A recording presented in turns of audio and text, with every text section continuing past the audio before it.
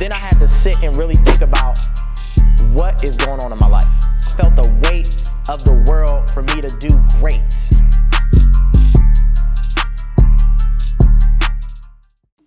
Hey, what's up, 1428 family? It's Dondre Brown, here to help you invest in your family, your finances, and your future.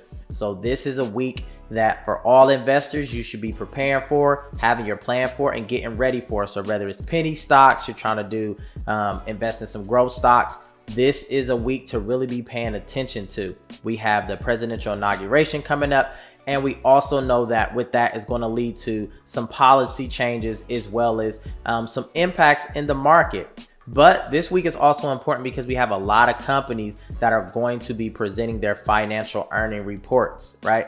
So for me, when I first started investing, I didn't really know what this information meant or to look at that information as a way to see how it impacts companies. So for our beginning investors, as well as for our other investors, I want to be able to bring some of that to this channel to help you know what to look for when you're looking at these companies. But before I do that, make sure you click that subscribe button, hit the like button, hit the notification button so you do not miss these videos.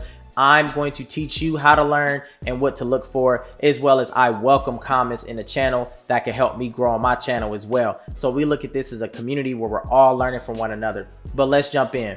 So when we talk about earning reports, I didn't really know how that impacted the market. So what I wanted to do was kind of break down some essential things that you should look for whenever these companies have their earning reports. So let's jump in. So I call this decoding the earning reports. Again, most of us beginning investors, we don't even look at financial statements, income statements, balance sheets, things like that. We either listen to other people, we Google some things like that. But again, I'm going to try to teach you or encourage you to learn and become an independent learner as it becomes or as it pertains to looking up stocks. One of the things I always tell people is do your due diligence. And what that means is you have your own systems of checks on some of these companies. So I know for my penny poppers, I'm always talking about different penny stocks that you should look into. But again, I'm not a financial advisor, so I always expect you to go and look at those yourself and look at things like that. But with this week, we have these earning reports coming out. So I want you to be able to do a little homework, right? Go look at an earning report or two and identify some of these key components. So let's look at it. So earning reports are important because for investors, it helps your investors can use a company's earning report to gain insights on how well the company is going to perform, right? So when these companies are talking about their earning reports, this is really going to help you understand if that company is profitable or not, right? Which means if it is profitable, that company can continue to mature, grow, and then can be a healthy stock play for you in the future. So again, keep that in mind. But how do we actually decode these reports, right? What do we look for, right? So again, as I said, it's how a public trading company is performing. It's kind of like the report card. It's the financial report card. But here are three essential components that you should look at when you're looking at these earning reports. The first thing is the income statement, the balance sheet, and the statement of cash flow. And then for these companies, it reviews their performance over the past quarter, right? So you're here like quarter one, quarter two, quarter three, and quarter four, right? And right now we're in the fourth quarter. Then it talks about things you should also look for is how revenues are dropping, right?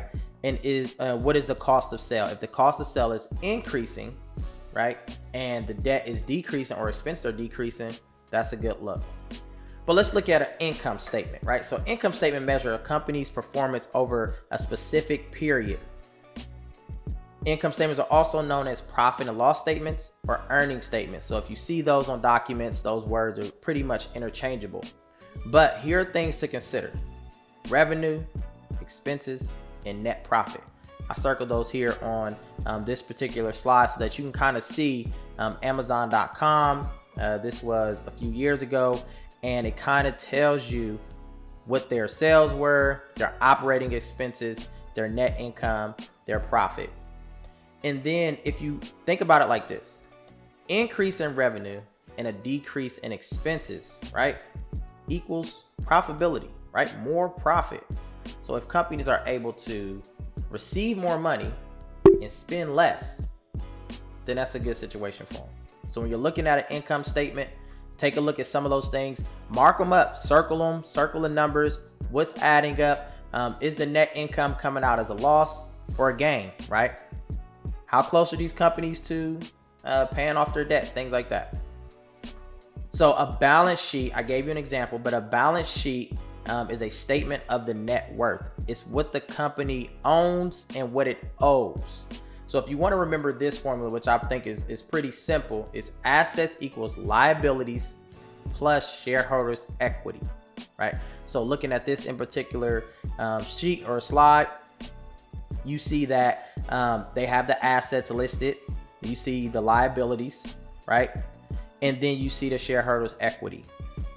Is it in a positive? Is it a negative, right? Is there a gain or is there a deficit? Surplus or deficit? Let's keep looking at it. Finally, you have the statement of cash flow. This provides data regarding the cash flow inflow company receives on its ongoing operations and external investment sources. As you know, more cash flow and less outflow is awesome. Again, like I said, the more money you have coming in, the less money you have coming out is a good situation to be in. But there are 3 indicators that you should look at when you're looking at the statement of cash flow. You have the operational cash flow, which is the cash received or spent as a result of the company's business activity. Then you have the investment cash flow, which is the cash received or spent through investing activity. Then you have the financial cash flow, which is the cash received through debt or paid out as debt repayments. The reason why I say all that is because take a look at this slide. This week are the anticipated earning releases for the companies below. So right now we're sitting on Monday. So Logitech after close, so probably sometime today, they probably released their earning report. Then look at these companies coming up. You have Bank of America, you have Netflix. On Wednesday, let's see, you have Discover, you have Citizens. Let's look at Thursday. You have Intel, you have KeyBank, you have Flagstar, and then Friday you have places like Huntington, First Horizon, things like that.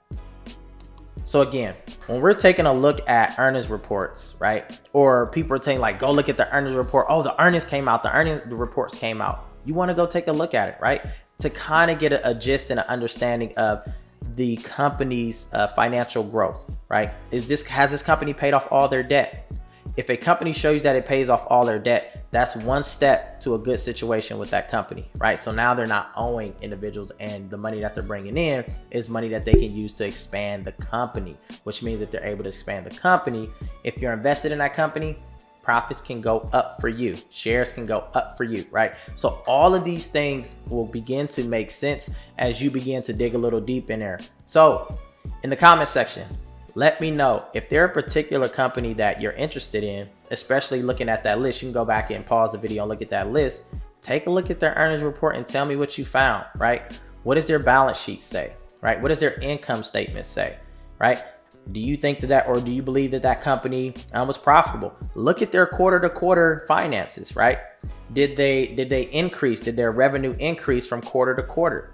Again, these are things that are really going to help you not only just listen to what people are telling you, but do the due diligence yourself. Again, as I tell you, this is your money, your decision. So it has to be your research and your investment and your education as you start to learn more about the stock market. So hopefully this was some good information. Again, this is really good information for me because it's so many light bulbs are going off in my head as I'm looking at these companies, and I'm gaining the confidence to be able to decide and decipher how good these companies are and how these companies have been performing by doing a little research. So again, it took me about 30 minutes to an hour to kind of look up some of that stuff and learn the lingo, because again, it's all about learning the lingo and then applying it as you start to do your research. But again, if you like this video, hit the subscribe button, hit the notification button, follow me on social media if you can. But then again, contribute to the comment section and share this video, because if you like this one, best believe you're gonna see me in the next one. Peace.